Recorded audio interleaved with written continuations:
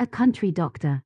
I was in a quandary. My presence was urgently required. A gravely ill man was waiting for me in a village 10 miles distant. A blizzard filled the space between me and my goal. I had a carriage, light, high-wheeled, eminently suited to our country roads. Wrapped in my fur, with my Gladstone bag in my hand, I stood in the courtyard all ready to go. But the horse was missing. There was no horse. My own horse had died the previous night on account of its overexertions in the current icy winter. Now my maid was running from pillar to post to look for a replacement. But it was hopeless, I knew it, and, with the snow falling on me, I stood there increasingly rooted to the spot, and more aware of the pointlessness of it. The girl appeared in the gateway, alone, waving a lantern. Of course, who would lend out his horse for such a ride? I strode across the yard once more. I could see no possibility. Distracted, tormented, I kicked at the rickety door of a pigsty unused for many years. The lock gave, and the door swung back and forth on its hinges. Warm air and a horsey smell greeted me. A dim stable lantern dangled on a rope. A man, hunkered down in the low-ceilinged sty, showed his open-featured, blue-eyed face. "Would you like me to put them to?" he asked, crawling out on his hands and knees. I didn't know what to say, and bent down to get a sight of whatever else there might be in the sty. Beside me stood the maid. "You never know what you have in your own house," she said, whereupon we both laughed. "Ho, brother, ho, sister," called the stable lad, and 2 horses, mighty, powerful flanked creatures crept out one after another, legs tucked in close to their bodies, bending their shapely heads in the manner of camels, only barely managing to twist their way through the doorway which their rumps completely filled. But then, once outside, they immediately drew themselves up to their full height, with long legs and solid steaming bodies. "Help him," I said, and right away the willing girl ran up to hand the harness to the groom. But no sooner has she reached him than the groom throws his arms around her, and thrusts his face against hers. She screams and runs to me. There are the red marks of 2 rows of teeth on the girl's cheek. "You animal!" I scream in my rage. "Do you want a taste of my whip?" But I straightaway calm down, reminding myself I'm talking to a stranger, that I don't know where he comes from and that he has agreed to help me when everyone else has let me down. As if he could read my mind, he is not offended by my outburst, but, still busy with the horses, turns only once in my direction. "Get in," he says finally, and indeed, everything is ready. I can see I have never had such a good team of horses before, and I climb happily aboard. "I'll take the reins, though, you don't know the way," I say. "Of course," he says, "I'm not even going with you, I'm staying with Rosa." "No," screams Rosa, and runs into the house with a presentiment of her inevitable fate. I hear the rattle of the chain on the door. As she pulls it across, I hear the click of the lock. I see her turning out the lights in the hall, and then running on through the house, to make it impossible for him to find her. "You're coming with me," I say to the groom, "or I'm not going, however urgent my mission is." It wouldn't occur to me to pay with the girl for my ride. "Ho," he calls, claps his hands. The carriage is swept away, like a tree trunk in a flood. I can still hear my front door cracking and splintering under the assault of the groom, and then my eyes and ears are filled with a penetrating hissing that seems to fill all my senses. But all is only for an instant. Then, as if the yard of the patient were just the other side of my front gate, I am there already. The horses are standing quietly. The snow has stopped. Moonlight on all sides. The patient's parents come running out of the house, his sister behind them. I am lifted almost bodily out of the carriage. I can make no sense of their confused reports. The air in the sick man's room is barely breathable. The neglected stove is smoking. I want to throw open the window, but first of all I want to see my patient. Lean, neither feverish nor cold nor warm, with vacant eyes and no shirt, the lad pulls himself up in his bed, drapes his arms round my neck and whispers into my ear, "Doctor, let me die."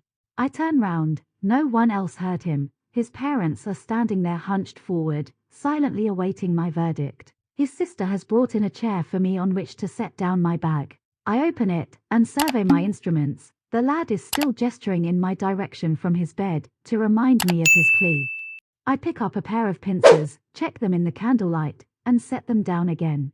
Yes, I think blasphemously, it's in these sorts of cases that the gods send their help. They supply a horse, throw in another because time is short, even contribute a groom, and now I remember Rosa.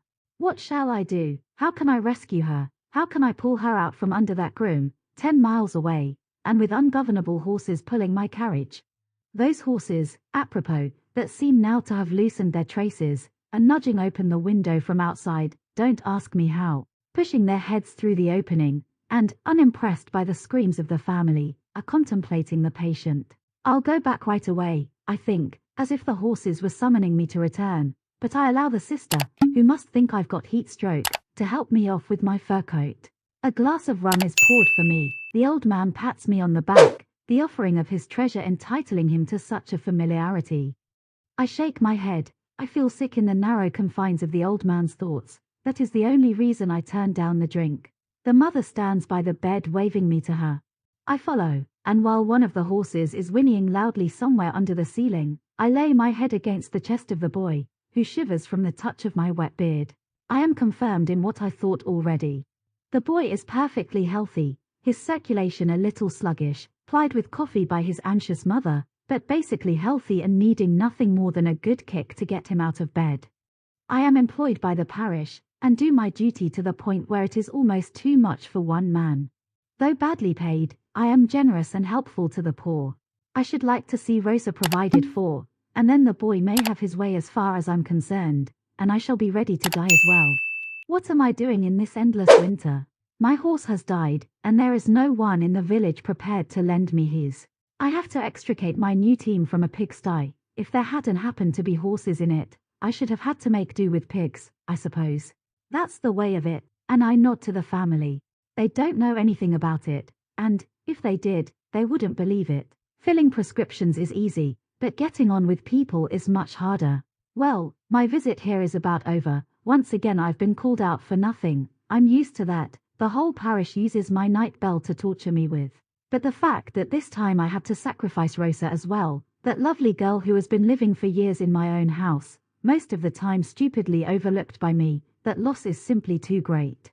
And I must work hard to shrink it in my own head so as not to take it out on this family here, which with the best will in the world is not going to be able to restore Rosa to me.